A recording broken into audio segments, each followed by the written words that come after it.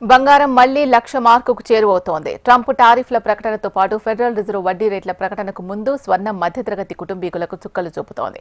Safe investment గా మదుపర్లు gold వైపు చూస్తూ ఉండడంతో బంగారం కొండెక్కుతోంది. ఎంసీఎక్స్ లో ఇవాళ ఒక్కరోజే 10 గ్రాముల పసిడి ఏకంగా దాదాపు 2,500 ఎగబాకింది. 10 గ్రాముల 24 క్యారెట్ల బంగారం 98,460 రూపాయలకు చేరింది.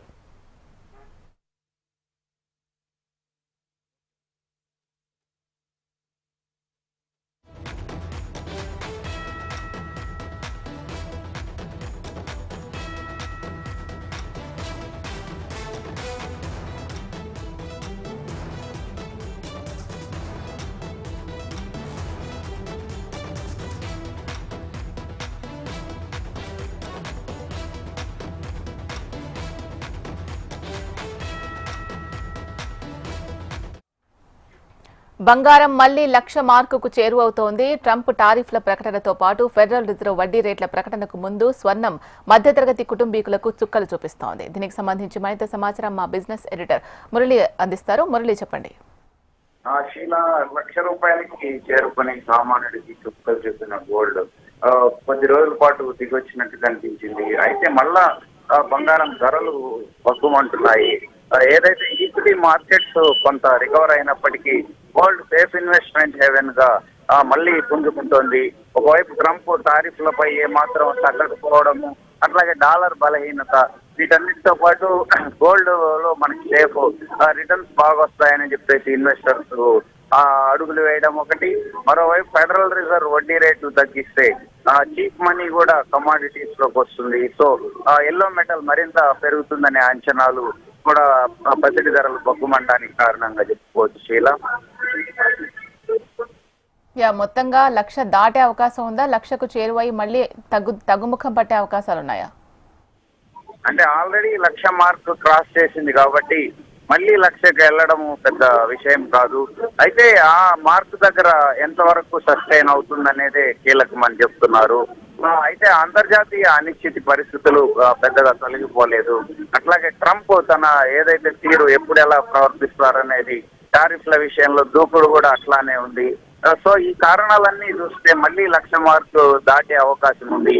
అక్కడ కనుక నిలదొక్కునే పక్షంలో మళ్ళీ పైకే వెళ్తుందని చెప్తున్నారు. మరోవైపు ఇండో పాక్ టెన్షన్స్ అవి కూడా దేశీయంగా బంగారం ధరలు పెరగడానికి కారణంగా చెప్పుకోవచ్చు.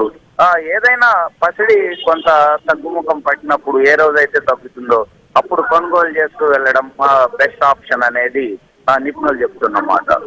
ఆల్మోస్ట్ 1,00,000కు చేరువై మళ్ళీ కొంచెం అటు ఇటుగా తగ్గుదల ఎక్కుదల కనిపిస్తోంది. మరి ఈ నేపథ్యంలో అసలు సామాన్యులు గోల్డ్ కొంటూ ఉన్నారా? 1,00,000 దాటినప్పుడు అండ్ 1,00,000కు చేరువలో ఉన్నప్పుడు వాళ్ళ అభిప్రాయం ఏ విధంగా ఉంది? 1,00,000 మార్కుకి చేరుతుందని అంచనాలు వచ్చినప్పుడు కొంతమంది ప్రాఫిట్ బుక్ చేయొచ్చు, 1,00,000కి వెళ్తుంది బంగారం అని కొనుగోలు చేసిన వాళ్ళు ఉన్నారు. 1,00,000 దాటినా నిలదొక్కుంటుంది కాబట్టి పర్వాలేదు కొనొచ్చని ఇన్వెస్ట్మెంట్ ఆప్షన్ గా వెళ్ళారు. కానీ రిటైల్ సేల్స్ అయితే బాగా పడిపోయాయని జ్యువెలర్స్ చెప్తున్నారు. అయితే ఇక్కడ ఏంటంటే మరింత తగ్గుతుంది పెరుగుతుందనే అంచనాలు కాకుండా అవసరం అయితే మాత్రము ఏదైతే తగ్గిన రోజు కొనుగోలు చేస్తూ వెళ్ళడం అయితే బెస్ట్ ఆప్షన్. ఒకవేళ తగ్గిన దారుణంగా అయితే పడిపోయే అవకాశాలు లేవు. ఎందుకంటే ఆల్రెడీ 1,00,000 టచ్ చేసింది కాబట్టి ఎప్పటికైనా ఆ మార్క్ దగ్గర సస్టైన్ అయి కుదురుగా ఉంటుందనేది ఒక అంచనా. సో రిటైల్ సేల్స్ మీద అయితే ఎఫెక్ట్ ఉందని చెప్పొచ్చు. ఇలా ఒకవేళ తగ్గితే ఎంత వరకు తగ్గొచ్చు?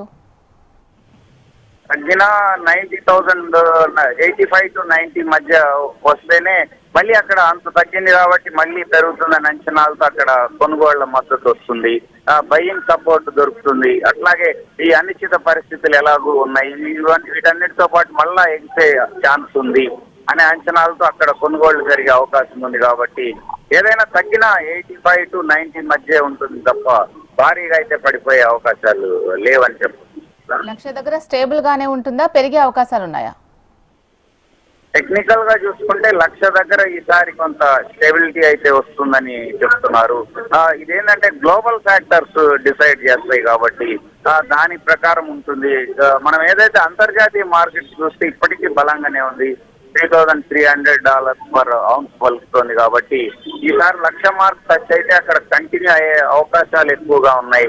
అయితే ఇండో పాక్ టెన్షన్స్ కావచ్చు, అట్లాగే ట్రంప్ ట్రేడ్ వార్ కావచ్చు, ఆర్థిక అనిశ్చితి ఇవి ఎలాంటి రూపం తీసుకుంటాయి అనే దాని మీద గోల్డ్ కదలికలు అయితే ఆధారపడి ఉన్నాయని చెప్తున్నారు. Thank you Murali.